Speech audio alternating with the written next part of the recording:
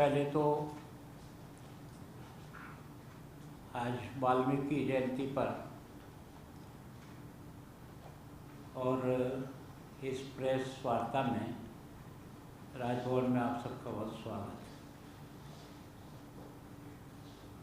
मैं सोचता हूँ सरदार वल्लभ भाई पटेल का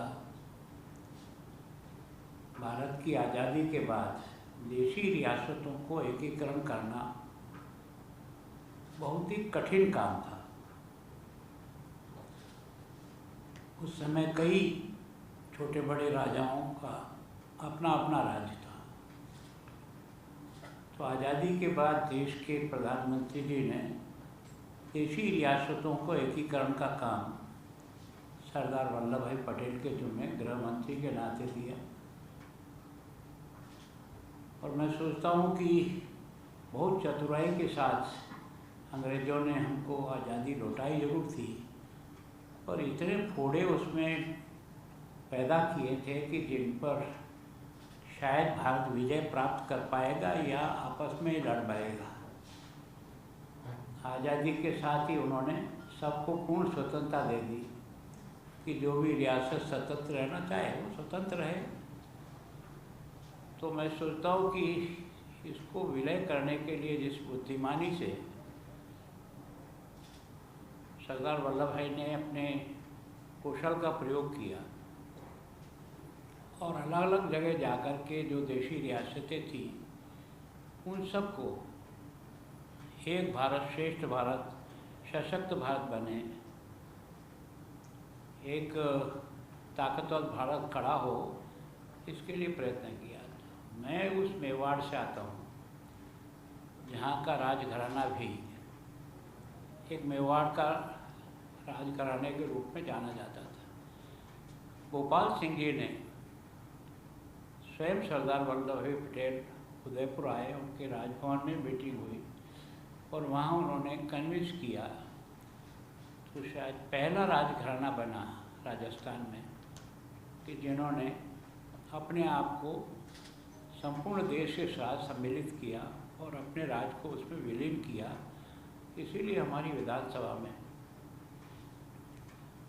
सबसे पहला जो चित्र लगा हुआ है असेंबली में वो मेवाड़ के राजघराना महाराणा गोपाल सिंह जी का लगा है। फिर उसके बाद छोटी छोटी रियासतें सब धीरे धीरे सम्मिलित होती गई, एक सशक्त भारत बनना शुरू हुआ।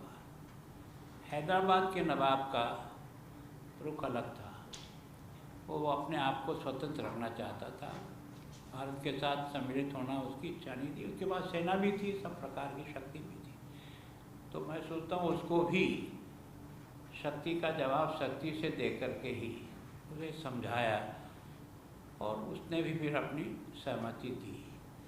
तो एक तरह से आज जो भारत है उसको एक करने में सबसे बड़ी उनकी बुद्धिमानी, उनकी योग्यता और उनकी देश के प्रति समर्पण है। इसने जो है भारत को सशक्त बनाया और इसलिए सरदार वल्लभ भाई पटेल को लौह पुरुष कहते हैं। तो इसीलिए कि उनका हर निर्णय देश हित के लिए होता था, उनका अपना कोई हित नहीं था। भारत कैसे मजबूत बने, भारत कैसे ताकतवर देश बनकर उभरे, तो उन्होंने उस काम को किया। और इस कारण से ये जो स्टैच्यू ऑफ यूनिटी का जब निर्माण किया देश के प्रधानमंत्री जी ने, तब एक आह्वान किया था कि सभी अपने योग्यता के अनुसार जो भी आपके पास लोहे का सामान हो, पुराना खड़ा टूटा फूटा, वो सब आप डालो। और उस सारे के सारे लोहे को, देश भर के लोहे को इकट्ठी करके ये सबसे बड़ी स्टैच्यू ऑफ यूनिटी जो बनाई है, वो एक तरह से केवल और केवल उनका स्मरण नहीं करा रही है, तो देश की एकता और अखंडता का एक स्वरूप खड़ा किया और सब लोगों के द्वारा खड़ा किया गया है। इसके कारण से स्टैच्यू ऑफ यूनिटी आज की तारीख में बहुत बड़ा भव्य और दर्शनीय स्थान बन गया। जो भी लोग गुजरात जाते हैं वो वहाँ जरूर जाते हैं।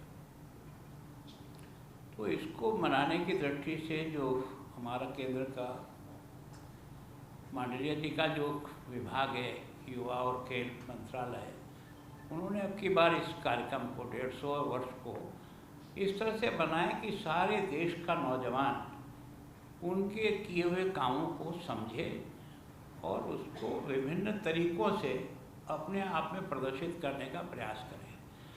और इसलिए 6 तारीख से 6 अक्टूबर से लेकर के और 6 दिसंबर तक 2 महीने तक ये अभियान सभी राज्य अपने अपने यहाँ भी चलाएंगे।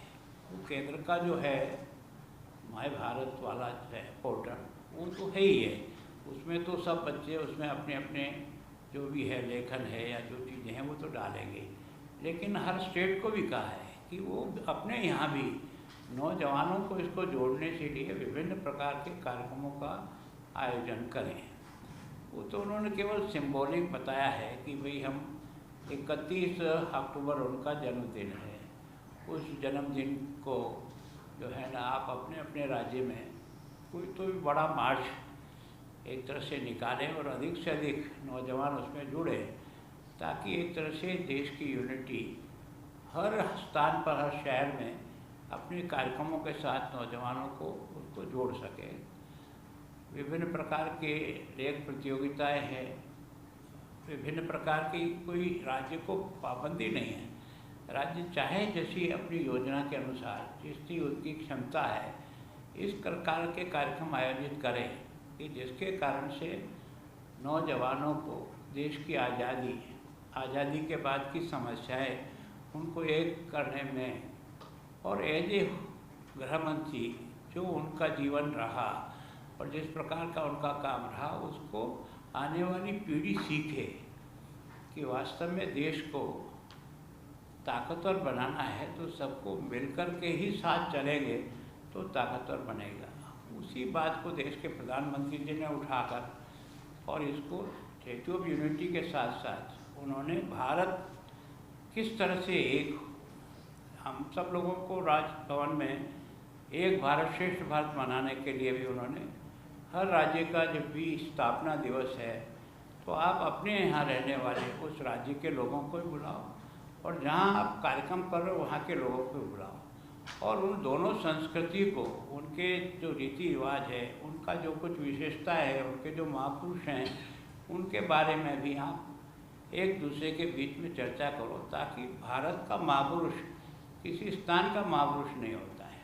गुजरात में पैदा हुए तो ये बात अलग है, लेकिन सरदार वल्लभ भाई पटेल के और गुजरात के महापुरुष नहीं थे तो संपूर्ण देश के इस बात का भाव, अगर आसाम में भी कोई महापुरुष हुआ है तो वो उसका कार्यक्रम आपके मना होता कि हमारे बच्चों को वहाँ का और वहाँ हमारे यहाँ की चीज़ों का उनको एक तरह से एक्सचेंज हो सके, एक दूसरे से जान सके।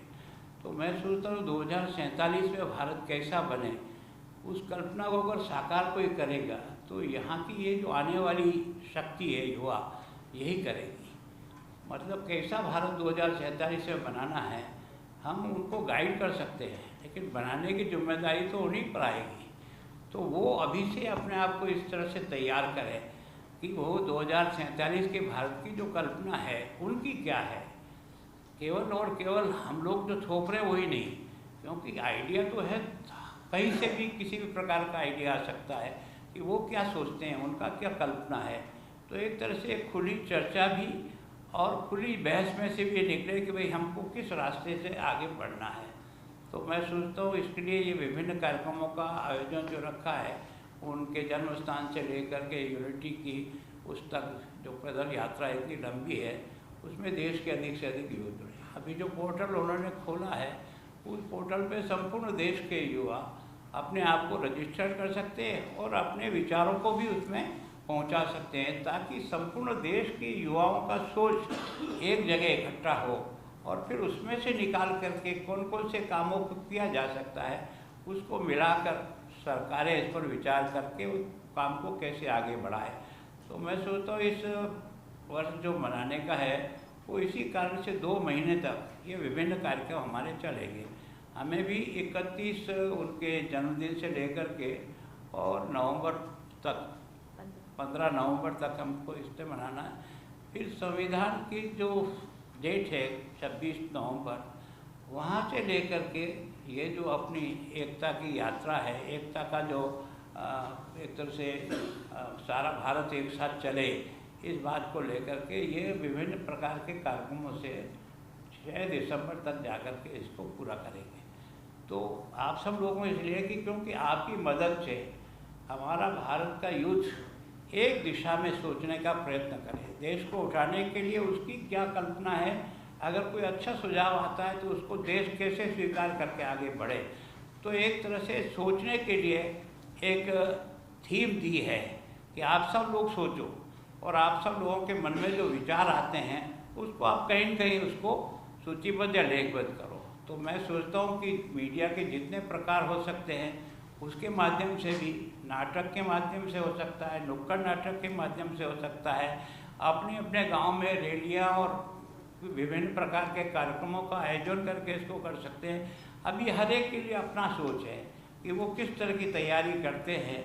उन्होंने तो एक रोड मैप दे दिया, उस रोड मैप के आधार पर हमको चल कर के कार्यक्रमों का आयोजन करना है। उसके लिए आप सब लोगों को आज यहाँ प्रेस के माध्यम से, ताकि हम चंडीगढ़ के माध्यम से संपूर्ण पंजाब में भी इस विषय को पहुँचाकर यहाँ के जो यूथ है, जो मैंने जो कुछ भी साल भर में अनुभव किया है कि यहाँ की जो क्षमता है, मैं तो इस बाढ़ के समय में देखा, मैं राजस्थान रहता हूँ, बाढ़ तो हमारे यहाँ कभी कभी कहीं कहीं आती है, लेकिन सरकारी प्रशासन पहुँचे उसके पहले तो वहाँ के लोगों ने ही उन लोगों को राहत की सामग्री से लेकर हर चीज़ पहुँचाना शुरू कर दिया। जितना वो निकाल सकते थे, लोगों को सुरक्षित स्थानों पर ला सकते थे, वो भी प्रयत्न करते।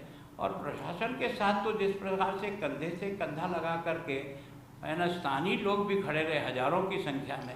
अगर कहीं बंधा टूट रहा है तो रात भर तक जो है ना उस पर जो है ना एक तरह से बैग डाल रही हैं। उसमें केवल लेबर से काम नहीं हो सकता था, पर जब जनता स्वयं उसके बन गई तो हमारे कई ऐसे बंदे थे जिनके कारण से पानी का फैलाव इन चारों नदियों में बहुत अधिक हो सकता था, लेकिन उनकी मदद के कारण से हमारे यहाँ जनहानि कम हुई।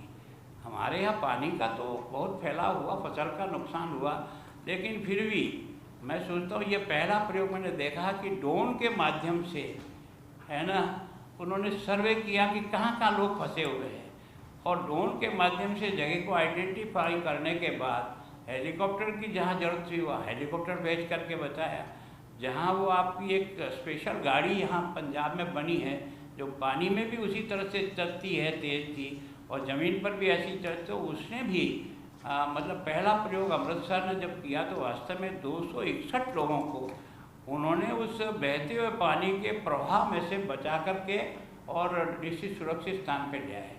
तो वास्तव में यह गुरुओं का जो देश है, 10 धर्म गुरुओं ने जिस प्रकार का अपने देश की संस्कृति और रक्षा के लिए समर्पण किया, उसका भी यह जज्बा है।